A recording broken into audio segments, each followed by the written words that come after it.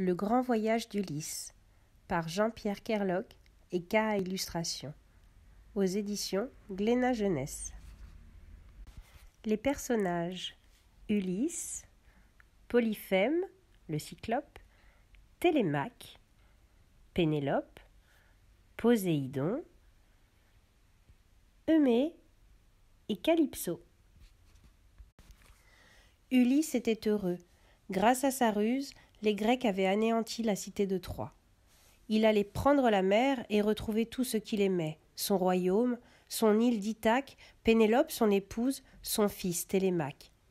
Il adressa une prière à Athéna, sa déesse protectrice. Mais, trop pressé, il oublia de demander au dieu Poséidon de lui accorder bon vent et belles vagues. Pendant des jours et des nuits, un irrésistible courant emporta ces 3 navires au loin. En observant le soleil et les étoiles, Ulysse comprit qu'il n'allait pas vers Ithaque. Au bout de 10 jours, le courant les abandonna aux abords de 2 îles. L'une était défendue par d'énormes rochers, l'autre était plus accueillante. Un friseli de vagues douces venait caresser une longue plage dorée et semblait leur répéter les mots d'une chanson. « Venez, venez, on vous attend ». L'île était parsemée de fleurs de lotus multicolores. Ils remplirent d'eau leurs outres et leurs amphores.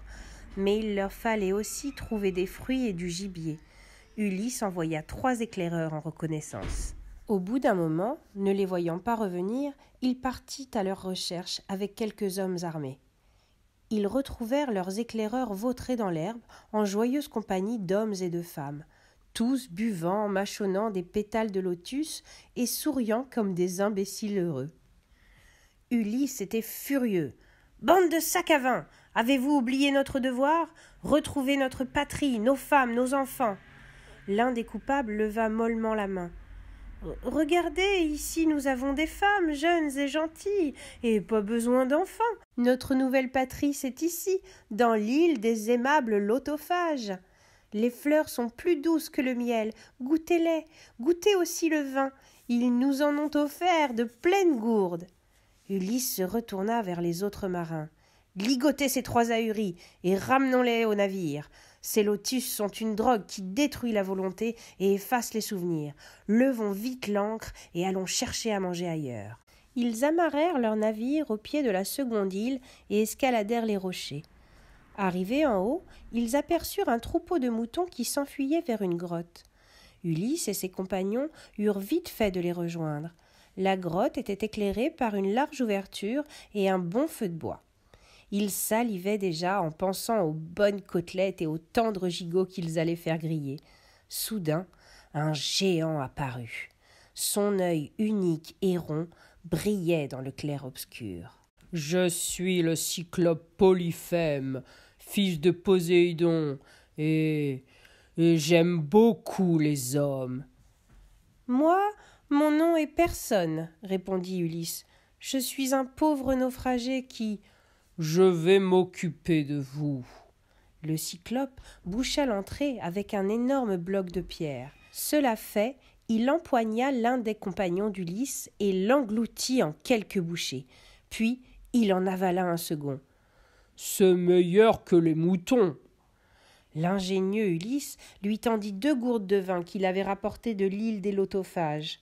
« Ô grand Polyphème, accepte ce nectar pour arroser ton repas. » Le cyclope goba les 2 gourdes, s'étendit près du feu, rôta 2 fois, poussa 3 bâillements et s'endormit en ronflant. Vite, Ulysse et ses compagnons unirent leurs forces pour débloquer la porte de pierre, mais le rocher ne bougeait pas. Ulysse réfléchit un instant, puis il saisit une branche dans le feu et plongea sa pointe brûlante dans l'œil du cyclope. Polyphème poussa un beuglement épouvantable et bondit. À tâtons, il marcha vers l'entrée de la caverne, entr'ouvrit la porte en pierre et se mit à hurler. « À moi, mes frères, au secours, on m'attaque !» Aussitôt, les cyclopes de l'île accoururent. « Frère Polyphème, qui donc s'attaque à toi ?»« C'est personne. »« C'est personne ?»« Oui, c'est personne. » Les cyclopes se dirent que leur frère avait dû rêver, et ils s'en repartirent. Polyphème avait refermé la porte de pierre, mais, au matin, Il fut obligé de l'entr'ouvrir de nouveau pour laisser ses moutons aller au pâturage. De ses énormes mains, il leur palpait le dos, un par un. Il ne s'aperçut pas qu'Ulysse et ses compagnons étaient dissimulés sous leur ventre, agrippés à leur épaisse toison de laine. Une fois revenu au bateau, Ulysse ne résista pas au plaisir de se moquer du Cyclope. « Polyphème, gigantesque crétin, sans œil et sans cervelle, tu te souviendras que tu as été vaincu par moi, Ulysse, roi d'Ithaque. » Le Cyclope, aveugle mais pas sourd, empoigna d'énormes blocs de pierre et les balança vers les navires, fracassant 2 d'entre eux. Par miracle, celui d'Ulysse réussit à s'échapper. Le cœur d'Ulysse était gonflé de remords. Par sa stupide vantardise, il avait provoqué la mort de nombreux compagnons. Il ne se doutait pas que Poséidon avait décidé de venger la terrible blessure infligée à Polyphème, son fils. Le dieu de la mer s'était juré que jamais le navire d'Ulysse ne parviendrait à Ithaque. Barrant son vaisseau d'une main habile, Ulysse réussit à se faufiler entre Charybde et Scylla, le tourbillon avaleur et le monstre dévorant aux 5 têtes de chien. Il sut aussi échapper aux ruses de Circé, la magicienne qui transformait en cochons les humains débarquant sur son île. Puis, ce fut le calme plat, plus un souffle. Aucun murmure sur les eaux. Il fallait avancer à la rame. À l'aube rose du 5e jour, Ulysse aperçut un remuement sur l'immensité immobile. C'étaient des sirènes. « Écoutez-moi, lança-t-il à son équipage. Les sirènes nous attendent. Ce sont de séduisantes créatures, moitié femmes, moitié poissons. Leur chant est si pur qu'aucun homme ne peut résister au désir de les rejoindre dans les flots. Alors, elle les serre dans leurs bras et les entraîne au fond des eaux. Il tendit des boules de cire à ses hommes. « Bouchez-vous les oreilles avec ça, puis attachez-moi solidement au mât, et même si je vous l'ordonne, ne me libérez pas. Ensuite, ramez, ramez sans vous arrêter. » Grâce à sa ruse, Ulysse put écouter le chant merveilleux des sirènes. Et son navire put traverser cette mer maléfique sans qu'aucun marin ne meure noyé. Mais Poséidon tremblait de rage en voyant qu'Ulysse échappait à tous les dangers placés sur sa route. Il fit jaillir du fond des flots une vague aussi haute qu'une falaise. La lame immense fracassa le navire et l'engloutit. Seul Ulysse survécut, cramponné à une planche. Les vagues le bousculaient, l'eau noyait sa gorge, le sel brûlait ses yeux. Peu à peu, le froid paralysait ses muscles. Après une ultime prière à Athéna, il finit par s'abandonner à la colère de la mer. Ulysse ouvrit les yeux. Auréolé d'une chevelure d'or, un visage de jeune fille était penché sur lui. « Je suis la nymphe Calypso. Viens avec moi dans ma demeure pour reprendre force et courage. » Ils traversèrent des pâturages semés de fleurs, des vergers chargés de fruits, et ils arrivèrent devant l'entrée d'une grotte. « Bienvenue dans mon palais, annonça Calypso. Ulysse se retrouva fort étonné. C'était un bien modeste palais. Point d'argenture ni de dorure, point d'arcade ni de colonnade. Une vigne grimpante, alourdie de raisins parfumés, étendait ses branches sur les parois. Un tendre tapis de mousse adoucissait les pas. On entendait le tintement argenté d'une fontaine. Ce n'était pas une richesse voyante et prétentieuse, c'était une harmonie parfaite avec la nature. Ulysse fut saisi du désir de rester toute sa vie en ces lieux enchantés. Pendant 10 années, Ulysse demeura captif de l'amour.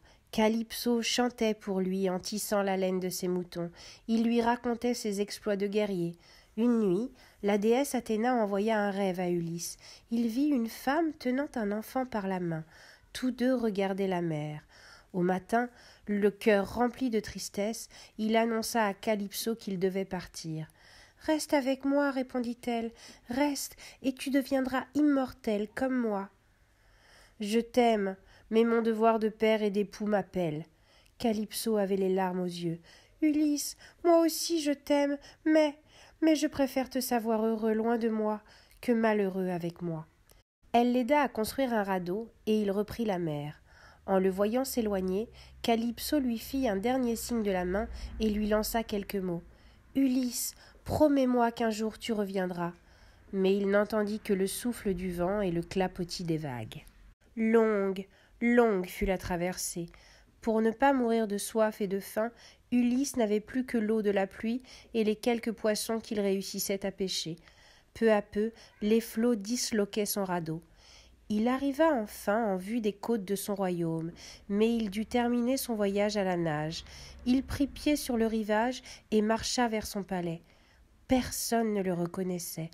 Les gens jetaient des regards dégoûtés sur ce misérable, à la barbe et aux cheveux en broussailles.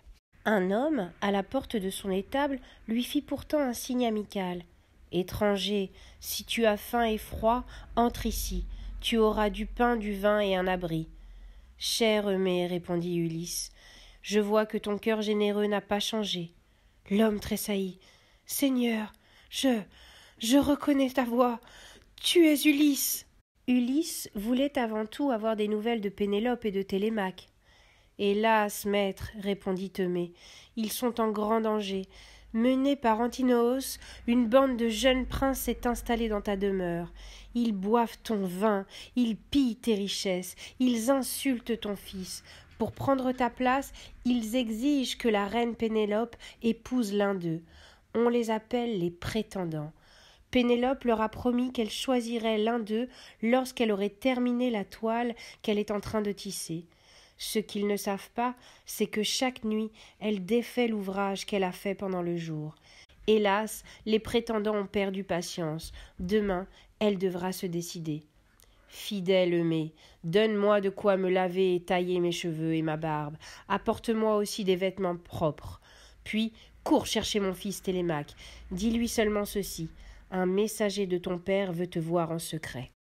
Quand Télémaque arriva, Ulysse ne put retenir son émotion en voyant ce vigoureux jeune homme. « Télémaque, voici ton père, dit Eumée. » Ils tombèrent dans les bras l'un de l'autre. « Mon fils, dit Ulysse, j'ai besoin de ton aide. Tu conseilleras à ta mère de soumettre les prétendants à l'épreuve de l'arc, afin de choisir le meilleur d'entre eux. Mais ne lui dis pas que tu m'as vu. Ne le dis à personne. » « Oui, père J. » Ulysse retint son fils par le bras. « Cette nuit, tu enlèveras toutes les armes qui décorent la grande salle. Demain, une fois que les prétendants seront entrés, tu verrouilleras discrètement les portes. Cela fait, tu te tiendras aux côtés de ta mère. N'oublie pas de prendre ton glaive. » Dans la salle où ils avaient festoyé tant de fois, les prétendants s'impatientaient. Pénélope entra. Elle posa un carquois rempli de flèches et brandit un arc auquel pendait une cordelette. « Mon époux sera celui qui saura le mieux manier cet arc. Chacun pourra concourir, mais d'abord, il lui faudra passer la corde pour le tendre. Seul Ulysse y parvenait. Quelques-uns essayèrent, puis d'autres. Impossible de cintrer l'arc. Vint le tour d'Antinoos, le plus beau, le plus fort. « Pénélope, regarde bien. Ce soir, tu seras mon épouse. » Il réussit à plier un peu l'arc, un peu, mais pas assez. Il serra les dents, s'efforça, grimaça, renonça en grommelant. « Impossible! Cet arc est trop vieux, il a perdu sa souplesse. » Alors, on entendit une voix tremblotante au fond de la salle. « Laissez-moi essayer. » Une silhouette courbée, enveloppée et encapuchonnée de gris, s'avança à pas hésitants. « Laissez-moi essayer. » Tous les prétendants éclatèrent de rire. L'homme gris se redressa, et presque sans effort, il ploya l'arc et noua la cordelette. Il encocha une flèche, et d'un mouvement d'épaule se débarrassa de la cape qui dissimulait son corps et son visage. « Ulysse !» s'exclama Pénélope. Déjà, une flèche avait percé la gorge d'Antinoos. Un deuxième prétendant, puis un troisième connurent le même sort. Un quatrième rencontra le glaive de Télémaque. Affolés, les autres cherchaient désespérément des armes sur les murs, se bousculaient pour trouver une sortie. Tous périrent de la main d'Ulysse ou de Télémaque. Ithaque avait retrouvé son roi. Ulysse et Pénélope se sont retrouvés, vieillis de 20 années, mais réunis. Ulysse a appris à découvrir le fils qu'il n'a pas vu grandir. Ulysse doit être heureux. Pourtant, on le voit parfois, immobile au bord de la mer, semblant fasciné par la respiration des vagues et les couleurs changeantes des flots. Il pense sans doute à tous ses compagnons disparus, ou peut-être à l'île de Calypso, ou bien encore il rêve à de nouvelles aventures vers des rivages ignorés.